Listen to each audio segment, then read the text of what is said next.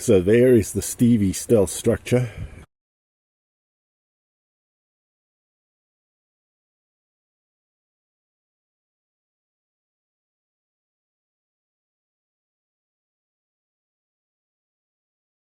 Well, how lovely is this? The Stevie stealth shelter. I'm going to pump up my air mattress later on. I'm off the ground. I have a tarp underneath me. Yeah, I've got some pickled fish for supper. I'm going to show you exactly how I made this wonderful stealth shelter. I think it's going to be super comfortable when I've pumped up the mattress so I don't fall through the ropes. We've got some pickled fish, we've got some avo, and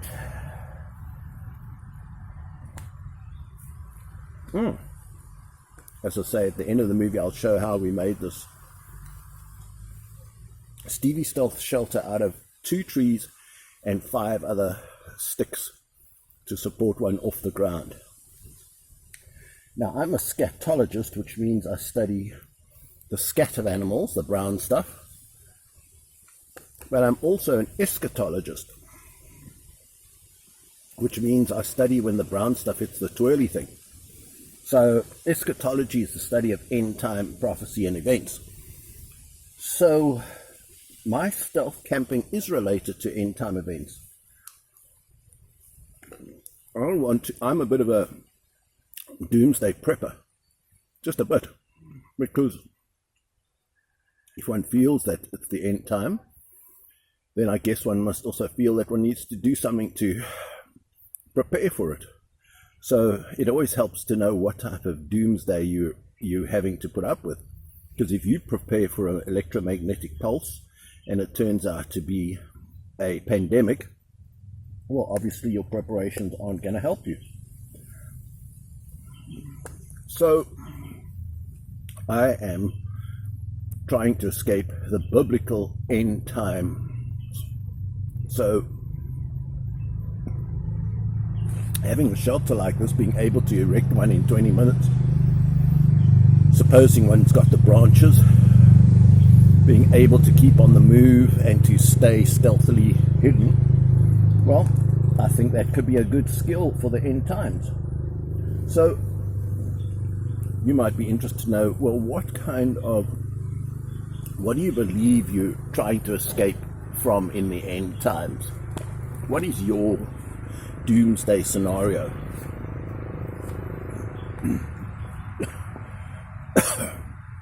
And I can answer that quite clearly. I know exactly what's going to happen in the biblical doomsday.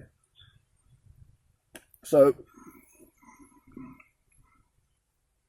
I believe it all starts with the four horsemen of the apocalypse, the famous 4 horsemen, the first one being the white horse, which is, I believe, a kind of a crusading false religion, Christianity.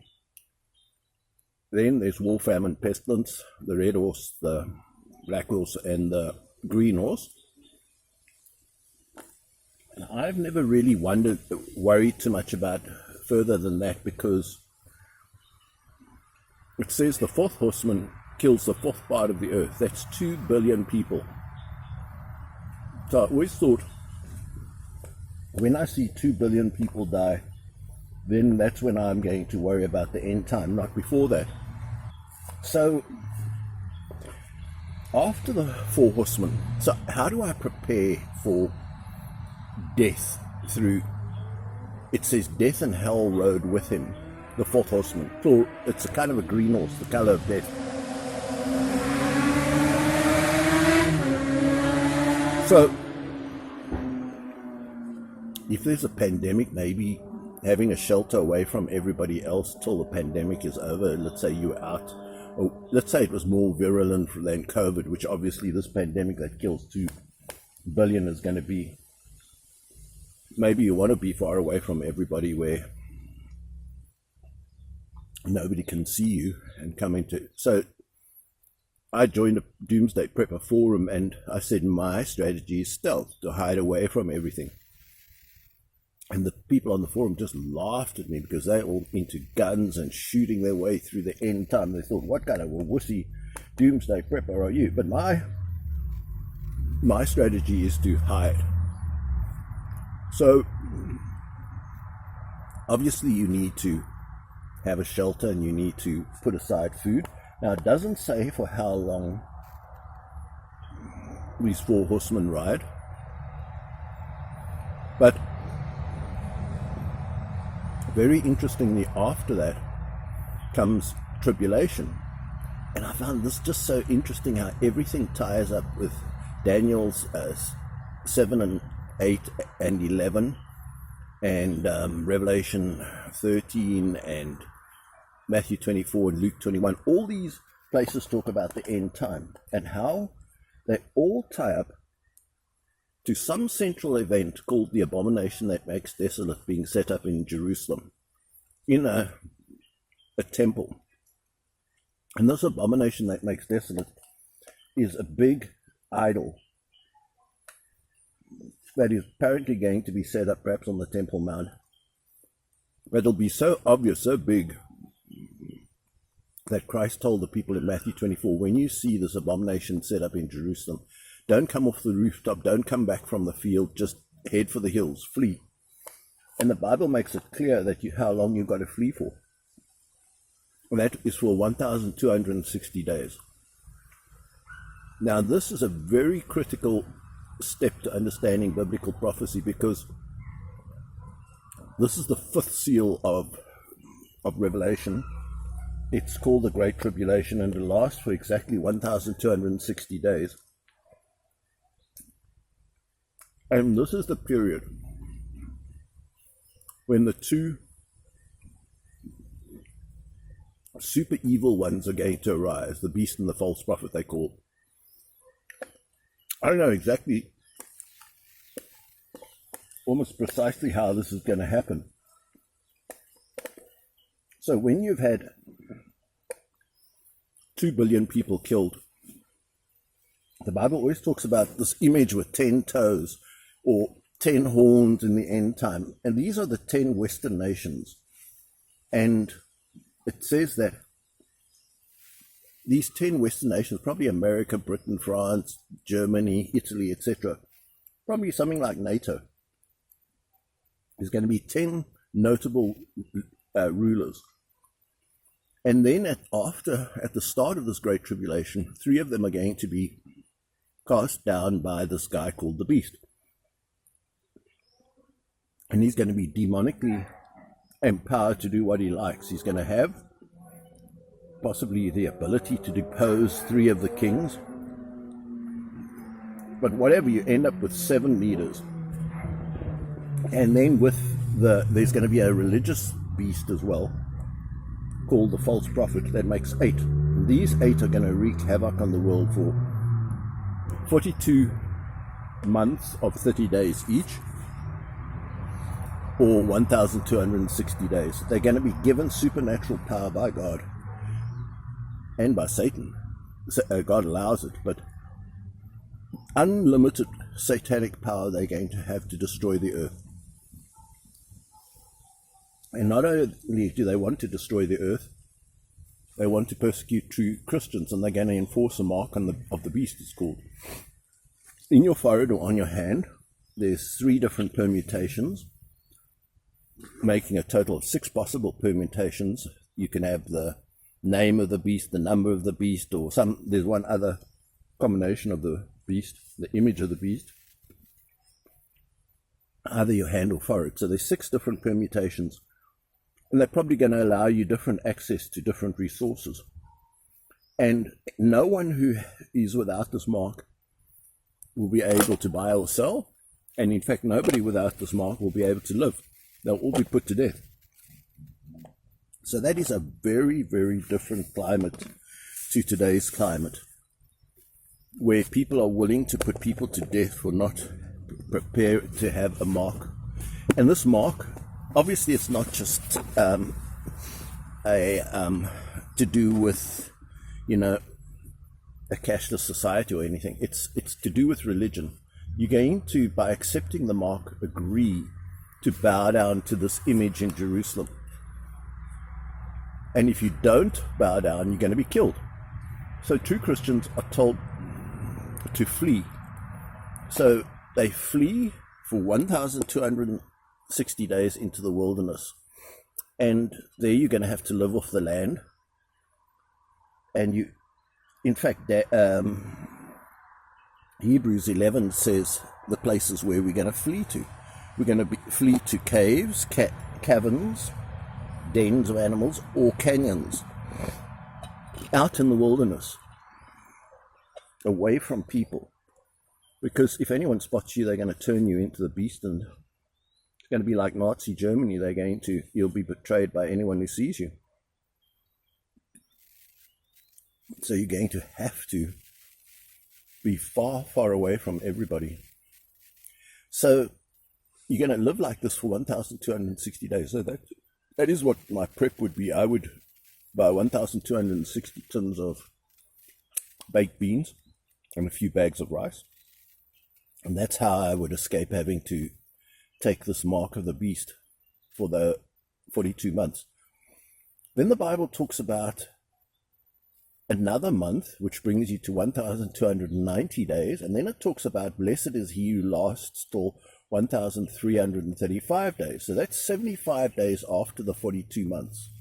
So that's, it seems, when Christ returns. There are going to be heavenly signs in this intervening 75 days. And then Christ is going to come, and all the people who have survived this great tribulation, all the saints, are going to be raptured up to heaven at the end of this 1,335 days. I must admit I was very pleased to, as I hadn't studied eschatology for about 2 decades in any detail. And then I just thought, let's look at this again, because I didn't really understand it that well back then. And now I really think I understand perfectly exactly what's going to happen. Because Christ even talks about at the end of this period, there'll be 2 in a field, 1 will be taken and 1 left. And there'll be 2 on a roof in a bed and 1 will be taken, 1 left. And then the disciples asked, where? And he said, where the corpse is, there the vultures gather. And that phrase always bothered me. I never understood, what does it mean? And it's clear what it means. When you're raptured, you're like a vulture above this dead corpse of the earth. You're going to be taken, and you're going to be taken by the angels into the air, like a group of vultures circling. So that is that is a description of the rapture. So I'm a post-tribulationist rapture. Why would God warn his people not to take the mark of the beast if they were going to be removed before the trial or the test? And the trouble is, after that 1,260 days, the beast then loses his supernatural ability, his power. He's been stomping all over the earth. This is the Western nations. They've been ransacking Africa, ransacking the Middle East. And then it says tidings out of the north and out of the east trouble him, and the ships of Shittim come against him. That's the ships of China. So it could be that there's problems from Russia, there's problems from China, and the supernatural power that he had before is now broken. And now China and Russia can gain the ascendancy against this conglomeration of 10 Western nations. So with the saints now removed is the tribulation. The 6th seal is the heavenly signs. The 7th seal of Revelation are the 7 trumpet and 7 vial plagues. Now, the saints are removed from this. So that is when Matthew 24 stops talking about it. The moment the saints are removed from the earth, Matthew 24 stops all mention of any end-time events, because it doesn't now affect the saints anymore because they're removed from earth.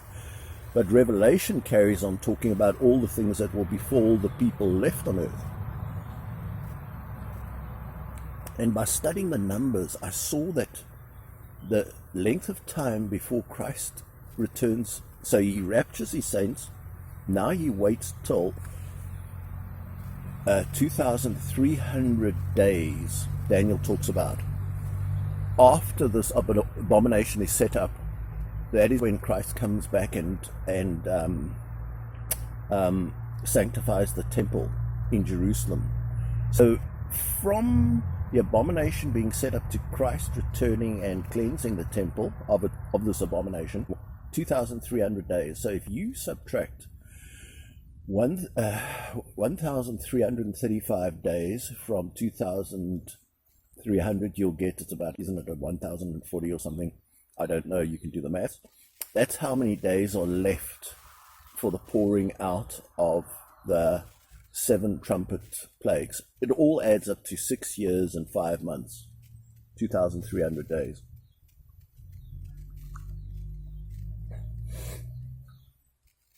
But as I say, the saints are going to be raptured away into heaven, so they don't experience the 7 trumpet plagues, which are the wrath of God. So anyone who's worshipped the mark of the beast is now, that mark is worthless. It's not going to get you any more benefits. And now you face the wrath of God.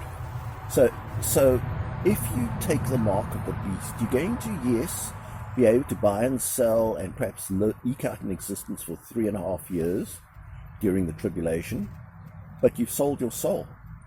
And when Christ starts pouring out these plagues on all the people with the mark of the beast, now you're not only spiritually doomed, you also physically have to endure all these punishments, which are the 7 trumpet and 7 vial plagues, or bowl plagues they're called, of Revelation. So there's absolutely, well, there's an immediate benefit for 3.5 years that you may not die, but after that there's no benefit to all those people that had a mark of the beast. And as I say, this is a mark imposed, I believe, totally on Western nations. Because then after this, as part of the trumpet plagues, China sends an army of 200 million, and it all ends up at Armageddon. The North, the whole rest of the world sends, even the Western armies of the beast come to Jerusalem, where the beast has set up this temple with its image. And then there's this massive battle at Armageddon. So it shows the beast isn't unopposed. It is opposed by the North. It's opposed by the Eastern or Oriental people. So they're not under the jackboot of the beast, even, I don't believe, from the beginning. So the people who are under the jackboot are basically the Christian nations. So that's where this false prophet really is. He's like a real terrible sidekick. He can perform miracles. He's going to deceive people, I believe, into thinking that it's Christ returned to his temple. He's going to set up this image, and he's going to make people worship this image in the temple and receive the mark of the beast. So people are actually going to be deceived by this nonsense. So anything that's forcing you that you can't buy or sell unless you receive something in your hand or in your forehead, I mean, you've got to be very worried. And then you've got to know that you're only going to derive a short-term benefit from this for 3.5 years or 42 months or 1,260 days, and then this power of this beast is going to be broken, and then you're at the mercy and you're going to receive the punishment from Christ. So that's what I'm preparing for. So all I have to worry about is, perhaps if I'm fortunate enough to escape the fourth horseman, which is, it sounds like it's a pandemic, it sounds like it's death and hell, it sounds like it's some sort of disruption of nature, and maybe some plague comes upon the earth. But as I say, I don't even know what it is, but it maybe a good place would be away from civilization. But presuming one survives, one is part of the 3/4 of people that survive. One hasn't, immediately after that, one is going to have to flee this Western grouping of 10 people, of which, whenever you have like a NATO, you always have a leader. And the leader is going to be driving the other nations, well, it starts with 10 kings, but it ends up with 7 Western kings. And what's driving the leader of NATO, or this Western conglomeration is actually this religious guy, like a Rasputin type. You could call him an antichrist. He's going to pretend to be Christ. He's going to sit in the temple. He's going to demand worship. He's going to deceive apparently some people. Going to perform huge miracles, including bringing fire down from the sky. And so this loudmouth religious guy directs the military power, which is called the Beast, who's the leader of this Western alliance. And frankly, I wouldn't be surprised if it's POTUS, the President of the United States, because it says who can make war with the Beast. And if it were to occur anywhere in the next couple of decades, the only nation that you could say who can make war against, who can't you make war against, that's America. And who drives America? It's the president. So I would be not at all surprised if POTUS is the Beast, not the Pope. The Pope's got no power. The United Nations got no power. It's a West. Daniel talks about it coming from the West in Daniel 11. There's such an interesting prophecy there about the king of the north, the king of the south, and people always mistake the beast for the king of the north. No, there are four winds involved there: the north, the south, the east, and the west is not mentioned because the west is this. This is where it's coming from. The west, this ram that was started as Alexander the Great, then broke into his four generals, and then continued down through the Persians, the Greeks, and then to the Romans. But it's the west. Even Alexander when his kingdom was broken to the four winds, it was divided to north, south, east, and west. So Daniel 11, although it doesn't mention the west, it's clear that this man of sin comes from the west because he's fighting against the east and the south and the north. And then he's got this fascination with Jerusalem and with setting up a temple there and pretending to be God, pretending perhaps to be the returned Christ. And some people are going to think it's Christ that's returned when he does all these miracles. So people who are in Jerusalem, when they see this image being erected, they're going to be able to see it from their rooftops, they're going to be able to see it from the fields, and they're going to be able to flee. So it's something outside, it's something visible, something huge.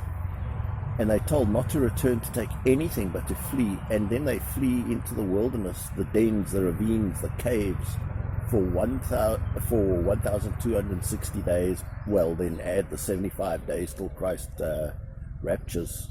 The beast loses his power at the start of the 75 days, but there's still 75 days that you've got to endure. So maybe make those baked beans 1,335 tons. And then if you can be stealthy, you're not going to shoot your way out of this. You're not going to fight the beast. Who can make war with the beast? Your best bet is to just hide in a cave with your supplies, a nice supply of water, next to a river or something. In a ravine where there's a river, you could maybe make a Stevie stealth shelter like this. And as I say, I give the instructions at the end of this video how to make this wonderful stealth shelter. Feels pretty comfortable with the slats that I've made out of rope here. I'm sure when I blow up my air mattress, it's going to be even more comfortable. This is optional. This is just to show you how you could put a plastic tarp, if it was raining, over this shelter because it's got a ridge pole.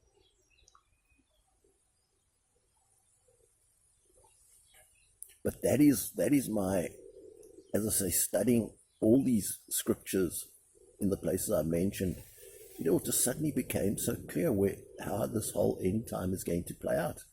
And it's not like you need a degree or anything to figure this out. You just need to know that the things you have to flee from are accepting the mark of the beast and whatever causes the death of a quarter of the world. So when you start to see this huge, COVID was just a small dying.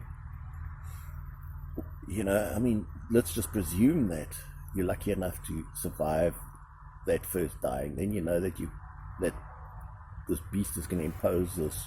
The Western nation is going to impose this being unable to buy or sell, and this forcing you to worship an idol, which totally annoys and irritates Christ. That to the extent that he says, if you do take this mark, you're doomed.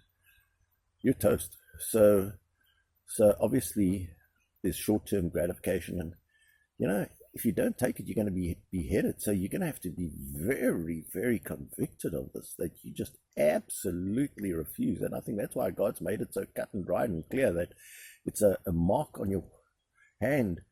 I don't think it's going to be 666 exactly. I mean, that's just too obvious. It's going to be something like the Greek letters chi, sigma, stigma, which is the Greek for 666. It could be like strange symbols, but it's something, probably that adds up to 666. I believe those symbols in the Greek do add up to 666. So, yeah. So anyway, that's my fascination. That's for all my life I've been thinking, I must always build shelters and know how you can escape the end times, develop your skills, develop an ability to stay away from civilization. I think it would be almost impossible unless you've got a source of food. You can fish or something to live. I mean, you need you need to take a supply, but how hard is it to just get 3.5 years of baked beans and rice or something? Add a few extra things, make it a happy end time, take a whole cellar of wine bottles and things if you can, or boxes of wine or whatever. I don't know. It's up to you to figure out what you need to live for. I mean, the food I've eaten was delicious, but you need things that will last, tin foods and things like that. And yeah, if you could stock up some place that's hidden away that nobody knows about, it's got to be kind of off the grid, it would be almost pointless being a farm even, because I'm sure even in Nazi Germany the police would come to the farm and check the people and it'd be very hard to, unless it's a very isolated farm where you can tell when people come and go, and you could hide in a cave or in a bunker underground or something and just fool the authorities that there's just only this little building, but in fact you've got a whole underground bunker going or something. So I think it'd be wonderful to actually prepare a place with a 3.5 year supply of food and water and whatever, completely hidden, don't tell anybody. And then you kind of as good as it gets for the end time. Yeah. But being able to go into the veld or into the sticks, into the boondocks, and create a Stevie shelter is a step in the right direction. And then you just make a slightly better one of this if you were in the forest or something, and you could live there. You hide your supply of food in a cave or in different caves. Don't put it all in one spot. Hide it all over the place. Yeah. So, but I'm 70. I mean, what's the chances? The zeitgeist or the feeling of this age is so different. It just feels like it's going to take a much longer period of time, I believe, before people will tolerate killing people just because they won't take a mark. I mean, it's a different type of society. This society is so, I mean, we love our freedom, we love our rights, we refuse to be bossed around. So much would have to change, so much would have to be different. But I mean, you saw during COVID how people just did the unthinkable, and they did what was unconstitutional. They made everybody wear masks, get inoculated, whatever, vaccinated, and so on. So you can, I suppose, quickly lose your rights. And if the nation is seeing 1/4 of its population dying, then maybe they feel martial law, they can impose any things that they want. But as I say, the terrible thing about the end time is how they impose a religious worship of this beast, this false prophet guy, and this image that's going to be erected in Jerusalem, in somewhere around the Dome of the Rock area. So the Bible's full of end time prophecy, but I've just given you the bare outline of what I believe. I mean, what I'm prepping for. Well, hello all. Today I want to talk about the Stevie stealth shelter. What is so special about the stealth shelter? Well, I want to ask you, if you were to make a stealth shelter and a bed, what is the minimum number of poles it would require? Now, a normal bed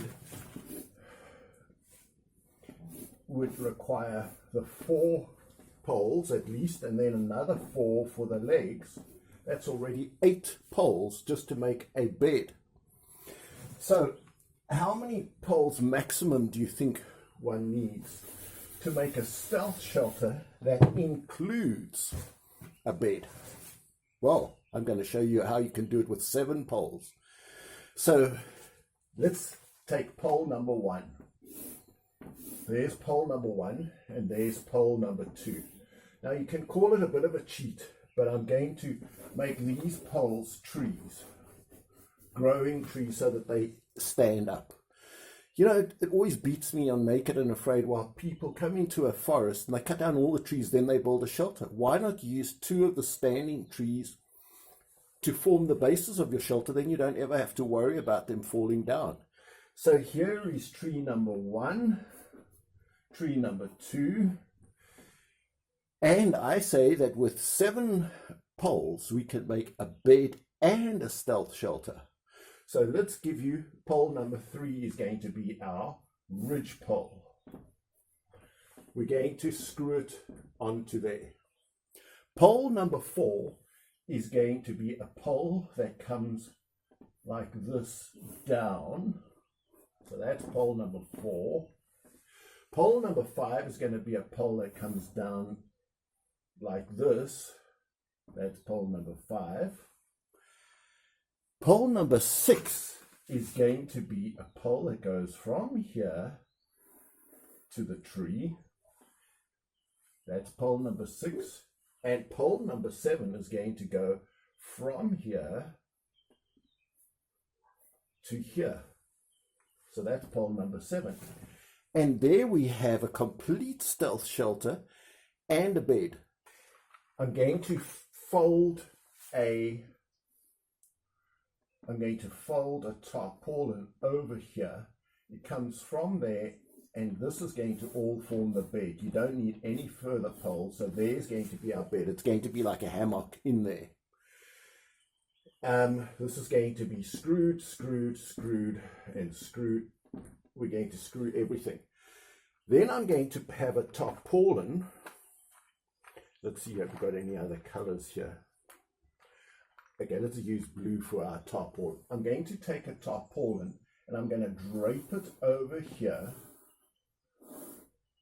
and it's going to come from the ridge pole down, and it's going to come from pole number 2, the ridge pole, which is pole number 3, and it's going to come all the way down to pole number 1. So there is our tarpaulin. And this is the weather side. We can do a tarpaulin on the other side. So the tarpaulin, here comes our rain. It's going to come gusting in from this side, the wet, and it's going to hit the top. And so our bed is going to be kept warm, and we can have a tarpaulin on the far side as well. So you sleep with your head there, your feet there, and that is how we're going to make our Stevie stealth shelter with just 7 poles, folks. A tarp for your bed, a tarp on this side, and maybe a tarp on the other side. And I think we're going to be snug. Now, if I wanted to, I could then cover the rest of this, if I wanted, with branches that would camouflage. It would add maybe a little bit more physical protection. But we have got our entire shelter there in 7 branches. So there is the Stevie stealth structure. So that's tree 1, tree 2 standing. That is tree number 3, 4, we can't see 5, 6 is the cross beam, 7 is the other cross beam for the bed. Today we're going to build the Stevie stealth structure, which I demonstrated on our green board. Here we have tree number 1. Luckily for us, it's got a little V on the top. Here, panning around, we've got tree number 2. And the first thing we have to do is we have to put a ridge pole between tree number 2 and tree number 1. I have here, let me show you, a whole lot of poles. There's my haversack, a whole lot of poles, 5 in fact, 1, 2, 3, 4, 5. I'm going to choose the weakest one of them to be the ridge pole because that one takes the least amount of weight. There is a road just over there, so there is a road there about 40 meters away, but all the rest of this forest we're now facing north, west, south and east is forest. So let's get our ridgepole going. Place this pole in here to be the ridgepole. So we don't have to screw it in or anything. Now let's come to our second. We've got to attach the ridgepole to here. I'm going to place it into the drill, hold the chuck, and there we go. Now this has to be level, so let's put a hole in there.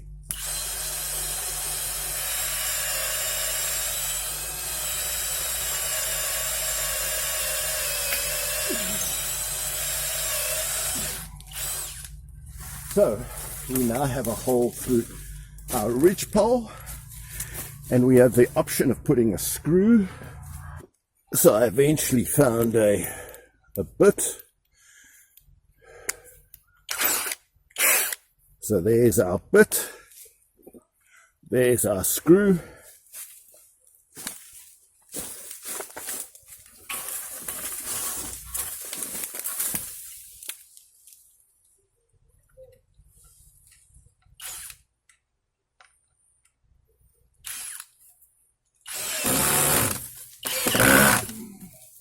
So that's pole number 3. Pole number 4 can be any old pole. Doesn't have to be too strong. So there is pole number 4.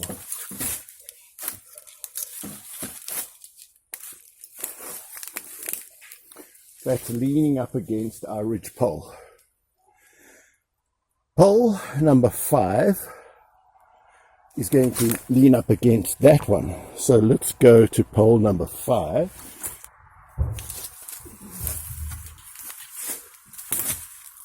So there is pole number 5. So at knee height we're going to put our bed poles.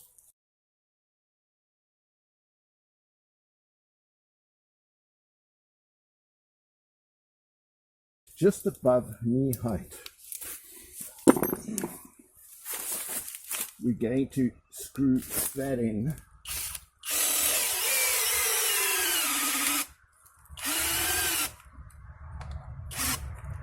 So there's our bed attached on that side. Let's go there.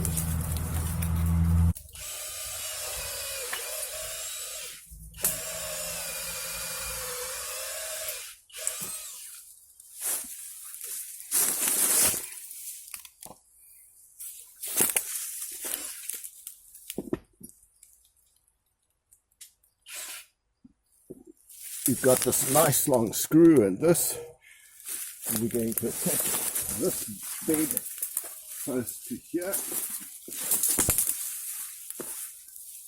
Get it level as possible.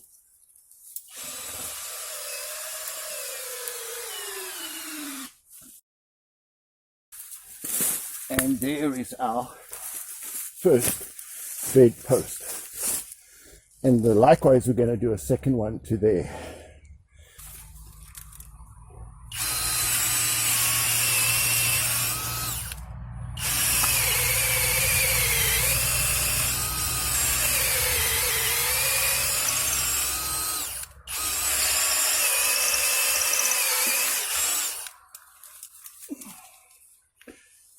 And in this case, I'm going to use a nail and I'm going to smack it into this tree.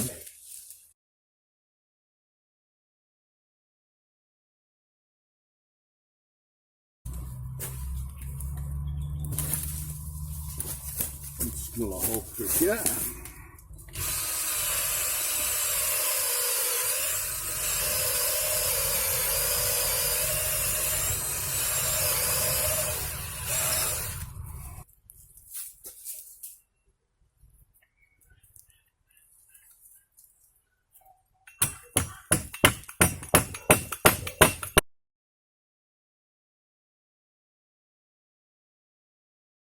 That being done, our shelter is complete. Our tarp here